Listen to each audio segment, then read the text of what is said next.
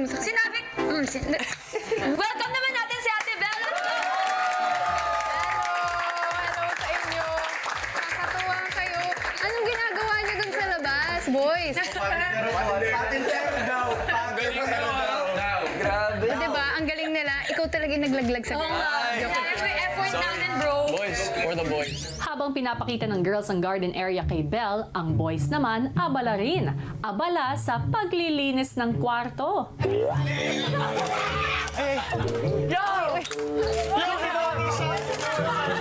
yung boy. Ano nangyayari sa kanila? Nalaman namin na bisita po si Ate Belle dito. So tumakbo kami lahat sa boys bedroom po, kuya. Tapos si Joaquin po, hinarangan yung pintuan para hindi makapasok yung girls kasi pinipilit po nila pumasok. Okay lang. It's okay, it's okay. 30 seconds! It's okay, go lang. Take your time. Nang nalaman ko, doon po si Belle, tumakbo po ako sa boys room at nag-ayos po ako ng area ko. Yan. Kapag may bisita tsaka lang maglilinis, boys, wrong. Very wrong. Pagkatapos ng kanyang quick tour sa may garden, mas kinilala naman ni Belle ang housemates. Just share a piece of yourself. Kunyari ako, as for me kasi, I started the industry at the age of 9. Tapos parang feeling ko, dito na ako lumaki sa industriya. Tapos, kayo ba, like, ano yung interests niyo growing up? Passion niyo ba talaga mag-artista? Ganon. So I just wanna get to know you guys more. Ikaw muna. Ako po, Ate Belle, ang nagpasok po talaga sa akin sa industry is yung mom ko and tita ko. So, growing up in the industry, parang at first, hindi ko talaga na-feel na work siya dahil yung mga kasabayan ko rin is puro bata. Nung medyo nagkaedad na, dun na ako parang nagkaroon ng choice na I really want this. How about you, Carmen? Hi, Ate Belle. So, ako po yung nag-push sa akin, yung family ko po, kasi galing po ako sa family of singers. So, nung nag-start po ako ng pagkanta ko when I was 3 years old, hanggang sa sumali po ako sa different singing competitions po. And then, napadpad po ako sa noontime show, which is sa Showtime po, Tawag ng Tanghalan. Then, doon na po ako nanalo. Hanggang sa nakakasama ko po kayo sa Asa po. Yes! Yes! Napakagaling mo kumanta. Thank you so much po.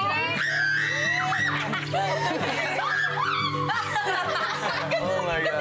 May bagong buzzer si Kuya. Kasi every time po magsasama tayo, parang nahihiyak ako. Bakit naman? Kasi sobrang ganda niyo po kasi. Grabe ka! Kuya, happy din ako kasi natandaan niya po ako kahit dun sa mga small conversations po namin, small talk po namin, Kuya. She's very pure and at the same time, sobrang ganda niya po, Kuya. How about you, Marco? Ikaw, nakita kita dati. Well, ayun nga po, I started when I was 4. Pasok ko sa showbiz, hindi talaga siya planado. Kasi childhood ko sa Goyong Bulilit.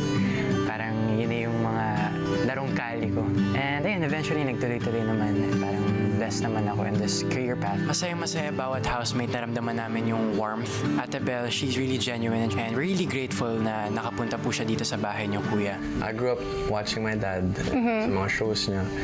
Tapos minsan sinasama niya ako sa mga tapings. So ako parang, ang cool ng work ni dad. Tapos tinatanong ko siya, pwede ba kami sumala dyan, ganyan-ganyan. Tapos sabi niya, tapusin mo muna pag-aaral mo.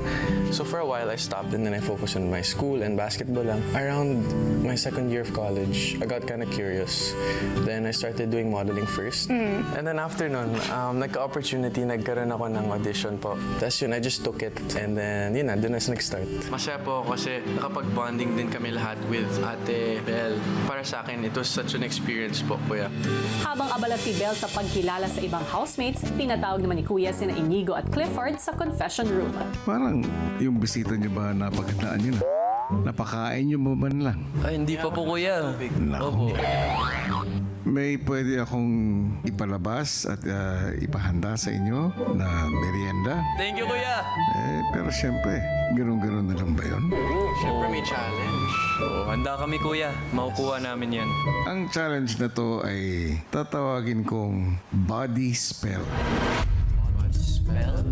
Para sa larong body spell, kailangan lang i-spell out ng boys ang mga salitang kanilang mabubunot gamit ang kanilang katawan. At para makuha nila ang premyo, kailangan itong mahulaan ng kanilang bisita.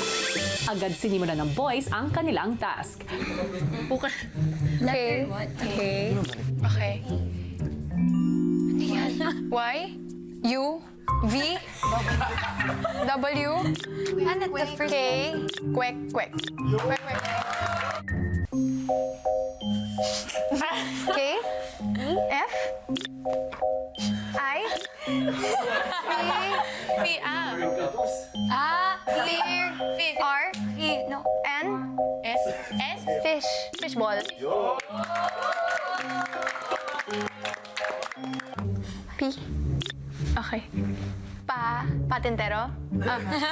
Palabok. Pandesal. Pansit.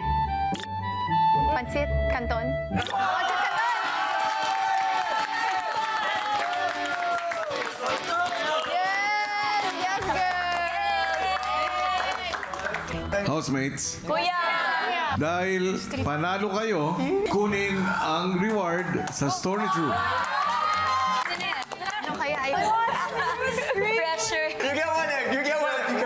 Shut it! You get one egg! You get... Canton, let's go! Magluluto tayo!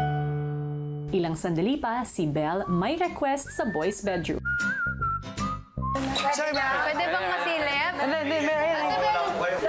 May pa-change out na nose. After I fixed my area, nagpalit na po ako ng damit, kuya. Got a leather jacket on with a white t-shirt and the black pants. Pabango ni Fred, binuhos ko na po sa katawan ko, kuya. Uy! Nagtapon siya ng tissue sa ilalim ng kama. Maya-maya pa natuloy ang kwentuhan kasama ni Belle sa kitchen area. Ang tahimik niyo lahat. Admire sa afar lang. Yes, sir. Pag nakita kasi kami ng bagong face, parang natutulala talaga kami lahat. Along the way in the industry, not everyone talaga mabe-please mo. And that's okay. You don't live for those people. You live for yourself. And as long as you know who you are, and as long as the people you love you, that's what really matters. Celebrity crush ko po si Ate Belle. Hanga po ako sa kanya ngayon kasi she's very smart. Malalim po yung pagkatao niya po, kuya. So, sobrang starstruck po, kuya. I think siya po yung pinaka na-starstruck ako na guest. Complain, remain, praise, rise. So if you complain, bakit ako nandito, you'll just remain. Kasi what you do is just complaining. But if you praise, if you see yourself as someone that's so capable of so many things, you'll rise and just, yun nga, if you're down there, there's only one way to go and that's up. Alangan naman nasa baba ka na, bababa ka pa. Ang dami niya po kasing words of wisdom ni Ate Belle. Parang lahat ng sinasabi niya, tumatatak talaga sa akin, kuya. Lalo yung pag nasa industriya ka talaga, marami kang pagdadaanan na hardships, pero you have nowhere to go but up. I did wall climbing last time and then this guy nagturo sa akin told me, you fall 99 times just to get up there once. And if you think about it, that's life. You fall so many times, but then achieving it just one time, at least alam mo na yung journey mo, how to get back up again. Don't be too hard on yourself. Yun lang. Ito po sa bahay niyo po, kuya, yun po talaga yung naaral ko, lalo na sa week na to, especially sa ligtas po, kuya. Yun po yung lagi naming sinasabi sa mga kagrupo namin na okay lang, try lang ng tayo ng try. And sakto, yun po yung naging payo ni Ate Belle, kuya. Ilang sandali pa matatapos ng magluto sina Joaquin at Sofia ng pansit canton. Siyempre po, kuya, masaya. Kasi, kumbaga, isa yun sa mga magagandang paraan para mag-welcome ng bisita, kuya. Okay lang. Pinsan lang ako dito. Tutulong ako sa inyo. Maya-maya pa naging usapan naman ang pananatili nila sa bahay ni kuya. Masaya ka naman. Masaya naman. Para pag kailangan ni Ate Belle doon. Nakaka-proud kayo. At least pag nandito kayo, natuto kayo maging independent. Kayo lang yung magtutulungan dito. Ang tagal kong din nagpansit canton. Bro, hindi po siya na-experience. Naalala ko yung childhood ko whenever I eat pansit canton. Kaya pala?